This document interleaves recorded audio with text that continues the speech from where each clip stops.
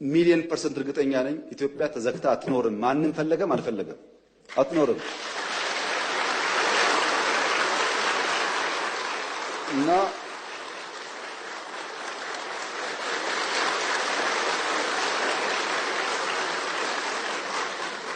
አንደኛው ችግር ትርክት ነው። ማይገባቸውን ህግ ማይፈቅድላቸውን እንደዚህ የሚያደርግላቸውን ጠየቁ። የትኛው ህግ ከወሰደው በኋላ ነው የጠየቅነው? ትርክቱ መፈተሽ ያስፈልጋል። ሁለተኛው ኢትዮጵያ ካደገች ብሎ የሚሰጉ ሰዎች ደግሞ አሉ። ሀገራት ኢትዮጵያ ኦልሬዲ ትልቅ ናት እኮ። የት ነው የምታድገው?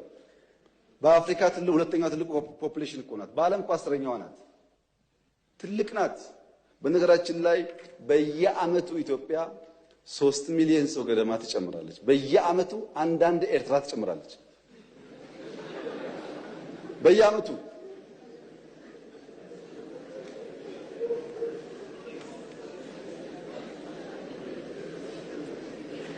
እና ኢትዮጵያ በየአመቱ ሀገር እየጨመረች ትልቅ የሆነች ሀገር ካደገች ምን ትሆናለች ከተባለ ካደገች ታግዛለች። ሌላ የምታደርገው ነገር የለም። ካደገች ትረዳለች። አሁን እኮ እያደረገች ነው። ስንትና ስንት ስደተኛ ተሸክመን የለም እንደዚህ ዛሬ ሳናድግ። ይሄ ስጋት ችግር አለበትና የኛ ጎረቤቶች በሰላም መኖር እንደምንፈልግ ማወቅ አለባቸው። ታዲያ ለምንድን ነው ከኤርትራ ጋር የተጀመረው ጉዳይ ፈርለቆ የወጣው ያላችሁ እንደሆነ ፕሪቶሪያ ነው።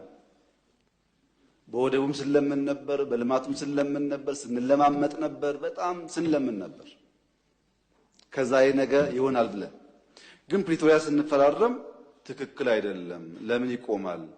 ቲፒኤልኤፍም ትግራይም ተጠቅልለው ካልጠፉ ቀጠናው ሰላም አያገኝም። እኛ እኮ ህዝባችን ናቸው፣ ልብ ከገዙ እንዲጠፉ አንፈልግም አለ።